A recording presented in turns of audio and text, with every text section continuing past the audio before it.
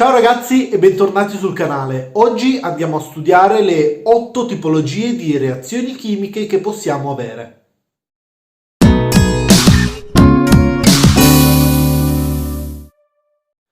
Per ogni tipologia di reazione andrò a definire prima di tutto come funziona la reazione, quindi andremo a scriverla in forma letterale, dopodiché andremo a fare qualche esempio.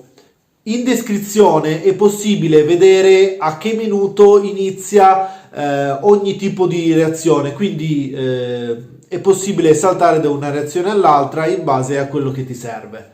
Prima di cominciare però ti invito come al solito a iscriverti al canale e a attivare la campanellina in modo da essere sempre aggiornato sull'uscita dei nuovi video. Ma dai, andiamo alla lavagna!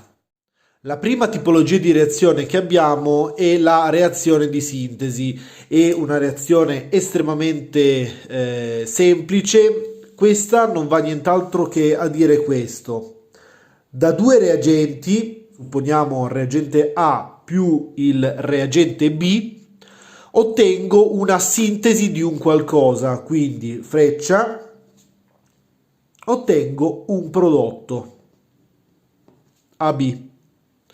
Quindi da due reagenti ottengo un prodotto. Questa è la reazione di sintesi. Facciamo qualche esempio.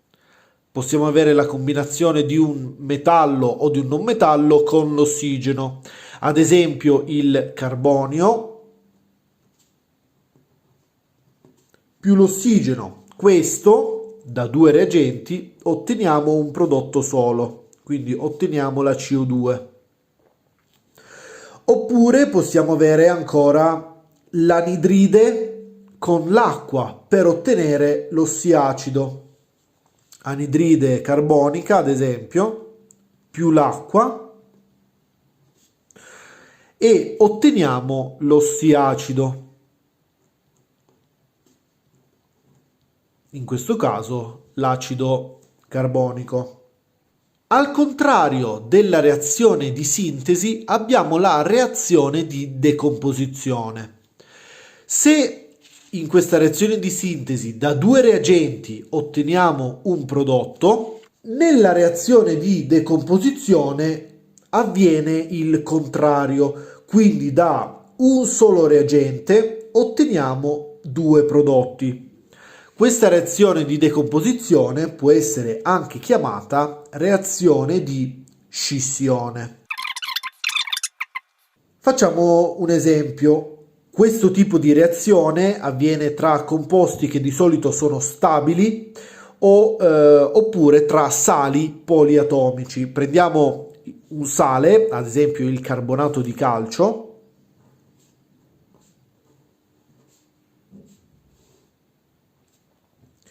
Questo si decompone in ossido di calcio più l'anidride carbonica, la CO2. Vedete che in questo caso allora da un solo reagente otteniamo due prodotti. Possiamo fare ancora un altro esempio: il carbonato ferroso si decompone ottenendo sempre l'ossido ferroso più l'anidride carbonica. Terza tipologia di reazione. Questa è la sostituzione semplice. Questa reazione avviene tra due reagenti e si formano due prodotti. Quindi i reagenti li possiamo scrivere come A più BC. Questa è la prima grande differenza rispetto alle reazioni di sintesi e di decomposizione. Infatti, in questo caso la reazione avviene tra un atomo e un composto, di solito un gruppo poliatomico. Quindi abbiamo A più BC e che cosa otteniamo? Otteniamo questo, cioè A e B si scambiano, quindi B rimarrà da solo e A si andrà a legare alla C. Facciamo un esempio seguendo questo semplice schemino. Prendiamo ad esempio il rame Cu e il nitrato di argento.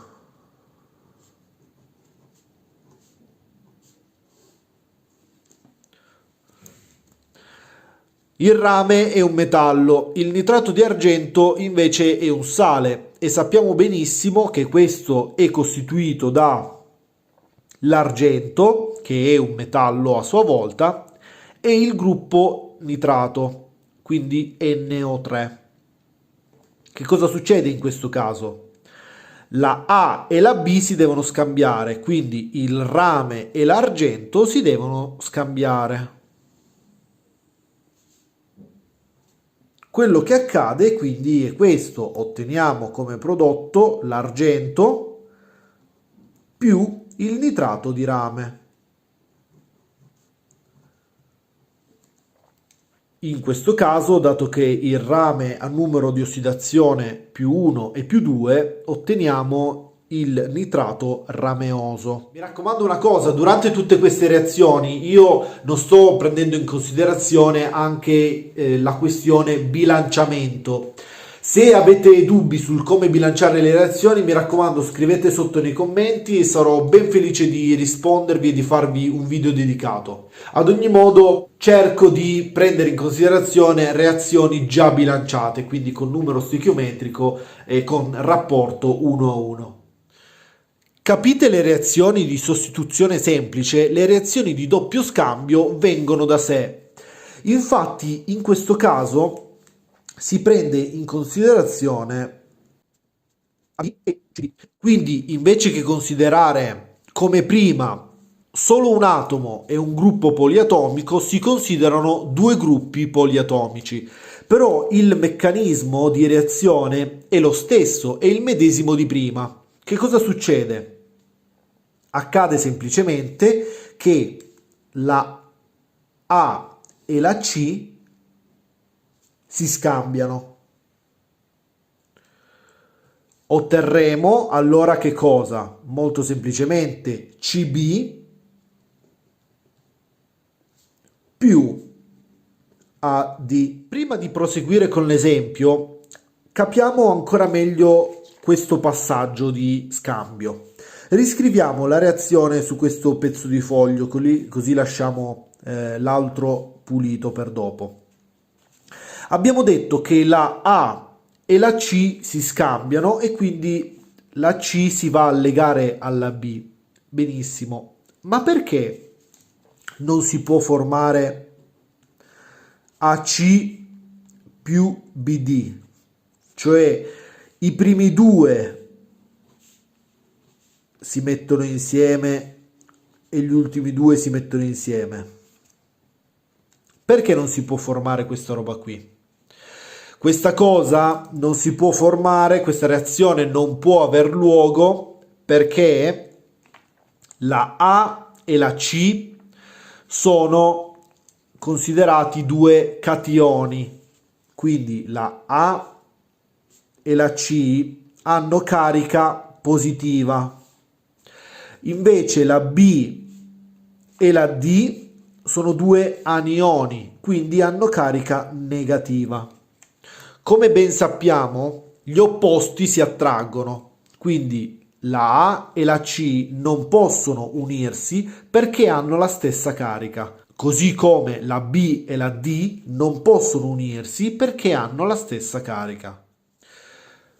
Torniamo al nostro esempio e vediamo di scrivere una reazione di doppio scambio. Cloruro di calcio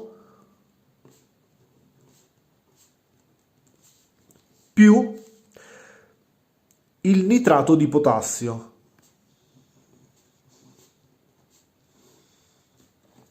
Come abbiamo detto prima, il Ca, il calcio e il potassio K sono i due cationi, quindi hanno carica positiva.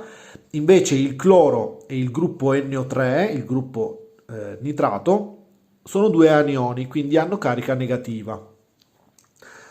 Come prima, che cosa succede? Il calcio e il potassio si scambiano, quindi si formerà il cloruro di potassio più il nitrato di calcio.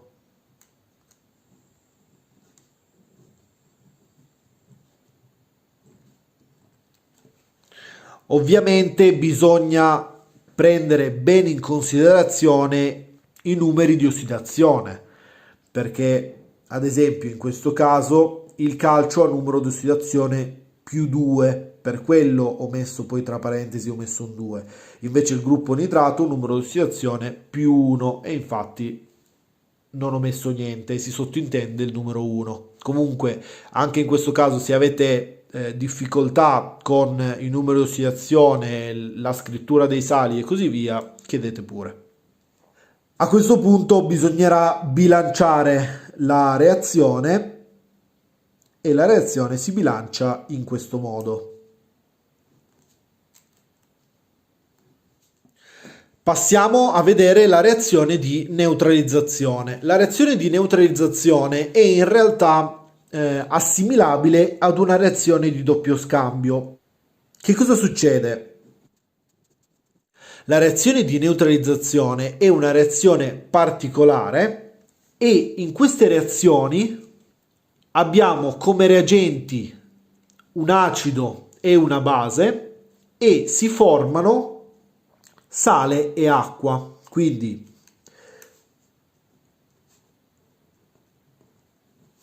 la A è un acido, a questo si aggiunge una base e ciò che si forma è l'acqua più un sale. Si chiamano di neutralizzazione perché? Perché l'acido ha pH minore di 7, la base ha pH maggiore di 7. Durante questa reazione otteniamo acqua e sale che invece hanno un pH uguale a 7, quindi si arriva alla neutralità, è per quello che si chiamano di neutralizzazione. Facciamo un esempio banale è una reazione tra l'acido cloridrico e l'idrossido di sodio. Che cosa si ottiene in questo caso? Si ottiene l'acqua, come abbiamo detto, più il sale, l'NaCl. Vi faccio notare che anche in questo caso, come prima, questa è una reazione di doppio scambio. Infatti, abbiamo che il sodio e l'idrogeno si scambiano. Quindi l'Na si attacca al Cl e l'idrogeno al gruppo OH e quindi gli idrogeni si sommano H2O. Passiamo a questo punto alla reazione di combustione. Questa è una reazione che sfrutta un combustibile che di solito è un composto organico come il metano, il propano e così via. Questo reagisce con l'ossigeno e dà luogo a che cosa? Alla CO2 e l'acqua. Quindi la scrittura generale è questa qui. Ovviamente a seconda del combustibile avremo dei coefficienti stechiometrici diversi e anche il calore che si va a generare sarà ovviamente diverso. Facciamo un esempio: come combustibile possiamo usare il metano, il gas metano che utilizziamo quotidianamente. Questo gas metano lo facciamo reagire con l'ossigeno. Che cosa si forma? Si forma la nostra fiamma che utilizziamo a casa, ma in concomitanza alla fiamma si sviluppa CO2 e acqua. a questo punto verifichiamo che il tutto sia bilanciato, in questo caso non lo è, la bilanciamo,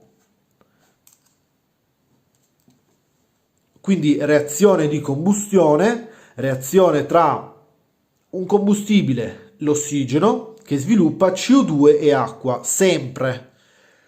Poi abbiamo la reazione di dissociazione ionica. In questo caso abbiamo acidi, sali o basi che in soluzione acquosa si dissociano nei loro ioni. Come abbiamo visto prima, abbiamo capito che quello che sta davanti ha carica positiva e si chiama catione, quello che sta dietro si chiama anione e ha carica negativa. Quindi questo si dissocierà in A+, più B-, e ovviamente può essere ricondotto a una reazione, come abbiamo visto prima, di decomposizione. Facciamo un esempio di un acido HCl che si dissocia in H+, più